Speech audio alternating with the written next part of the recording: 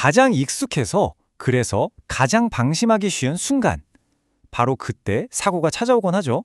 오늘 우리가 어쩌면 그냥 지나쳤을지도 모를 아주 중요한 안전 문제에 대해 이야기해 보려고 합니다. 한 치명적인 추락 사고 기록을 통해서요. 정말 평범한 일상이었을 거예요. 늘 하던 작업, 늘 오르던 7m짜리 사다리. 그런데 여기에 치명적인 실수 하나가 더해지면서 모든 게 바뀌었습니다.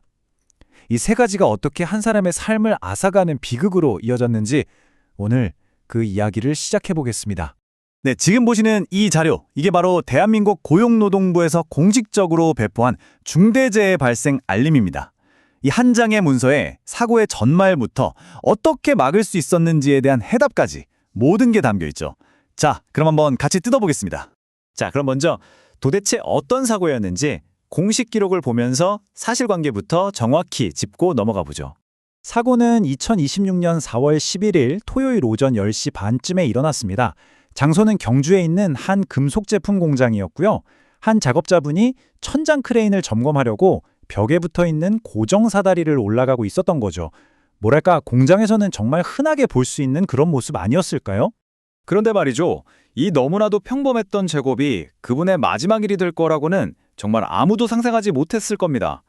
그 짧은 순간 도대체 무슨 일이 벌어졌던 걸까요? 자료에 그려진 이 그림이 바로 그 순간을 보여주고 있습니다. 보세요.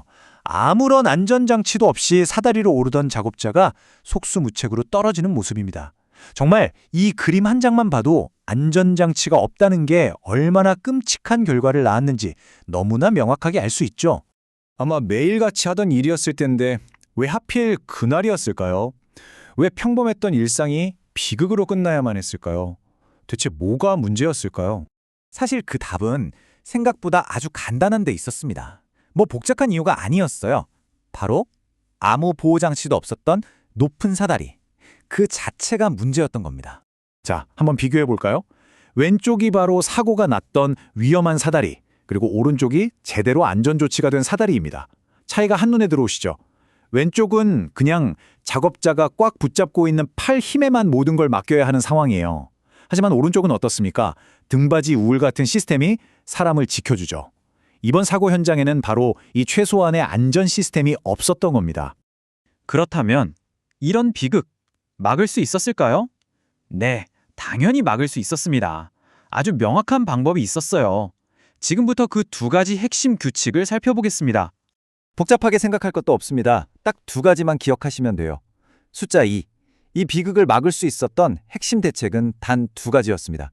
첫 번째는요, 7m가 넘는 높은 수직 사다리에는 등받이 울이라는 걸 반드시 설치해야 합니다. 이게 뭐냐면 사다리 뒤쪽에 이렇게 둥글게 철제 울타리 같은 걸 만들어서 사람이 떨어지지 않게 등을 감싸주는 거예요. 물리적으로 막아주는 거죠. 그리고 두 번째, 혹시라도 이걸 설치하기가 좀 곤란한 상황이라면 그럼 최소한 안전블록 같은 추락 방지 장치를 달고 작업자는 안전벨트를 착용해야 한다는 겁니다. 그러니까 둘 중에 하나는 무조건 필수였다는 거죠. 다시 한번 이 공식 자료를 볼까요? 제가 방금 말씀드린 내용이 바로 여기에 예방 대책이라고 해서 정확하게 나와 있습니다.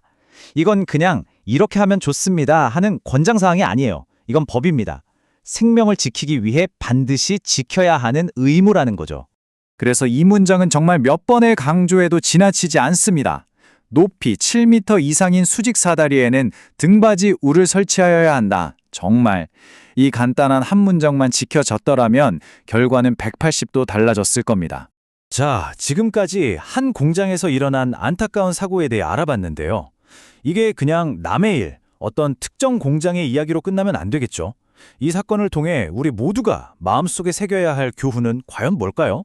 결국 핵심은 이거 같아요. 위험을 알아보는 눈. 매일 하는 일, 매일 보는 풍경이라 너무 익숙해서 설마 무슨 일 있겠어 하고 지나치는 것들 있잖아요.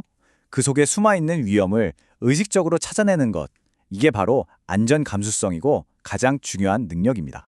결국 안전은요, 잠깐 멈추는 것에서 시작돼요.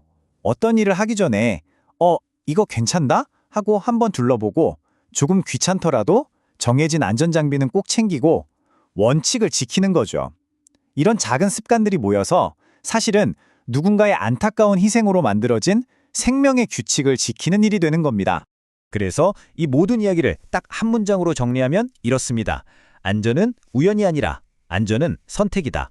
안전은 그냥 가만히 있는다고 주어지는 게 아니라 매 순간 우리가 안전해야지 하고 마음먹고 행동하는 선택이라는 거죠. 자, 오늘 이야기는 여기서 마무리할까 하는데요. 마지막으로 여러분께 질문 하나 드리고 싶습니다. 혹시 여러분의 일상 속에서 에이, 이 정도는 괜찮아 하면서 그냥 넘겨버리는 작은 안전규칙 없으신가요?